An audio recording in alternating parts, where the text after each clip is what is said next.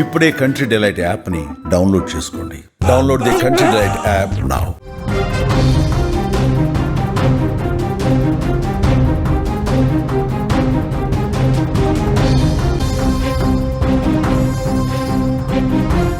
Kurnool bus ప్రమాదంలో విచారణలో ఒక్కొక్క అంశం వెలుగులోకి వస్తుంది. తాజాగా ఈ యొక్క ప్రమాదంలో మరొక ట్విస్ట్ వెలుగులోకి వచ్చింది. బైక్ నడిపినటువంటి వ్యక్తి శివశంకర్ పైన ఆ బైక్ వెనక కూర్చున్నటువంటి ఎర్రి స్వామి ఫిర్యాదు చేసినట్టుగా సమాచారం తెలుస్తుంది. శివశంకర్ నిర్లక్ష్యంతో డ్రైవింగ్ చేయడంతో ఈ యొక్క ప్రమాదం జరిగిందని ఎర్రి స్వామి పోలీసులకు కంప్లైంట్ ఇచ్చారు.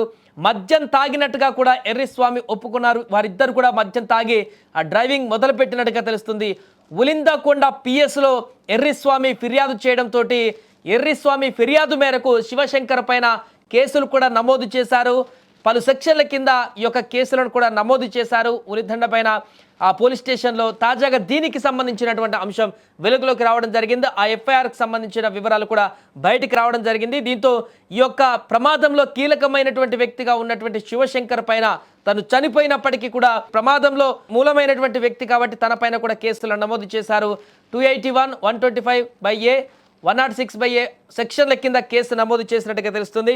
ఇక ఈ ఘటనకు సంబంధించిన పూర్తి వివరాలు తెలుసుకుందాం. మా ప్రతినిధి కర్నూలు నుంచి కిరణ్ మరిన్ని వివరాలు అందిస్తారు. కిరణ్, ఈ ప్రమాదంలో శివశంకర్ పైన కూడా ఎఫ్ఐఆర్ నమోదైనట్టుగా తెలుస్తుంది. సో ఎప్పుడు ఫిర్యాదు అందింది పోలీసులకి?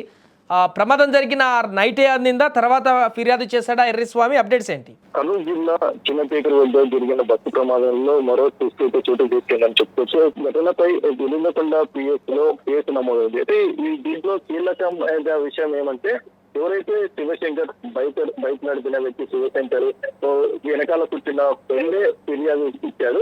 అంటే మేమిద్దరం కలిసి మద్యం తాగి నిర్లక్ష్యంగా నడిపాడు కాబట్టి బండి స్కిడ్ పడి పార్సల్ మా ఫ్రెండ్ కనుక్కోవడం చెప్పేసి మొత్తం మీద పోలీసులకు అయితే వివరించారు. ఈ వివరణ పోలీసులు తీసుకున్న వెంటనే ఫిర్యాదుని ఎవరైతే ఎడ్డి స్వామితో ఫిర్యాదు తీసుకొని వెంటనే ఉలిందకొండ పోలీస్ స్టేషన్ లో శివశంకర్ పైన అయితే కేసు నమోదు అయితే చేయడం అయితే జరిగింది. ఆ కేసు కూడా 281, 125A, 106 సెక్షన్ల కింద కేసు నమోదు చేసినట్టయితే పోలీసులు అయితే తెలిపారు. కిరణ్, ప్రధానంగా ఇంకెవరైనా చేర్చారా? ఎర్రి స్వామి ఫిర్యాదుదారుడి కిందికి వచ్చాడా, లేకుంటే ఎర్రి స్వామిని కూడా ఈ కేసులో భాగస్వామ్యం చేశాడా?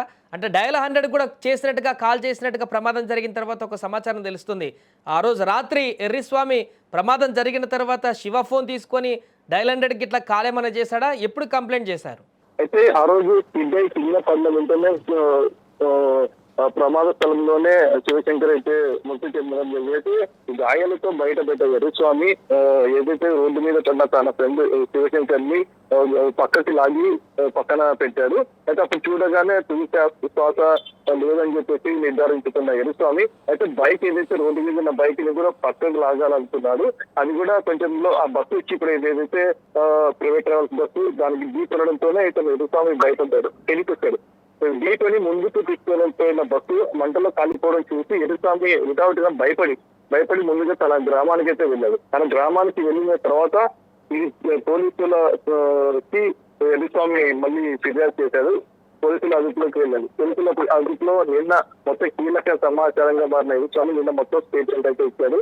నిన్న స్టేట్మెంట్ ఆధారంగా నిన్న సాయంత్రం ఈ కేసు అయితే నమోదు చేసినట్టయితే తెలుస్తుంది. Right, thank you Kiran. So మొత్తానికి అది ప్రస్తుతం కర్నూలు ప్రమాదానికి సంబంధించినటువంటి మరొక అంశం అయితే తెరపైకి రావడం జరిగింది. ఈ ప్రమాదంలో కీలకమైనటువంటి వ్యక్తిగా ఉన్నటువంటి శివశంకర్ బైక్ నడిపినటువంటి ఆ వ్యక్తి మద్యమత్తులో, దీనికి సంబంధించి తాజాగా RFSL కూడా నివేదిక ఇవ్వడం జరిగింది. వీరు మద్యం సేవించి ఉన్నారు అనేటువంటి విషయాన్ని కూడా అధికారికంగా ధృవీకరిస్తూ RFSL కూడా నివేదిక ఇవ్వడం జరిగింది. మద్యం మత్తులోనే ఉన్నారని చెప్పేసి. ఈ కారణంగానే శివశంకర్ అక్కడ తమ యొక్క బైక్ని అదుపు తప్పి డివైడర్కి గుద్ది ఆ తర్వాత అతను అక్కడే డివైడర్కి ఢీకొని చనిపోయినటువంటి సందర్భాన్ని మనం చూసాం. ఆ వెంటనే ఎర్రి స్వామి అక్కడి నుంచి బైక్ని ఆ యొక్క బస్సు ఢీకొన్న తర్వాత పారిపోయి ఊరికి వెళ్ళిన తర్వాత అక్కడ పోలీసులకు కూడా ఫిర్యాదు చేశాడు. నిర్లక్ష్యంగా వాహనాన్ని నడిపి మద్యం సేవించి వాహనాన్ని నడపడం కారణంగానే యొక్క ప్రమాదం జరిగిందనేటువంటి విషయాన్ని ఫిర్యాదుగా ఇచ్చిన తర్వాత అక్కడ పోలీసులు కేసు నమోదు చేసుకుని పలు సెక్షన్ల కింద శివశంకర్ పైన కూడా కేసు నమోదు చేసినట్టుగా ఇప్పుడు తాజాగా వెలుగులోకి వచ్చింది ఒక కొత్త అంశం. శివశంకర్ పైన ఇప్పుడు కేసు నమోదు చేశారు పోలీసులు. అయితే ఇంకా విచారణలో అనేక అంశాలు కూడా రావడం జరిగింది బయటికి. ఎర్రి స్వామి ఆ తర్వాత మొబైల్ ఫోన్ కూడా శివశంకర్ మొబైల్ ఫోన్ కూడా యాక్సిడెంట్ తర్వాత అక్కడ చూసిన తర్వాత బస్ ఫైర్ అయిన తర్వాత శివశంకర్ ఫోన్ తీసుకొని కూడా వెళ్ళారు. ఆ లొకేషన్ ఆధారంగా ఆ ఫోన్ ట్రేస్ చేసిన తర్వాతే ఎర్రిస్వామి దగ్గర ఆ ఫోన్ ఉందని చెప్పేసి పోలీసులు కూడా గుర్తించినట్టుగా చెప్తున్నారు. ఏదేమైనా కూడా ఈ కేసుకు సంబంధించిన తాజా అంశం అయితే ఇప్పుడు వైరల్గా మారింది.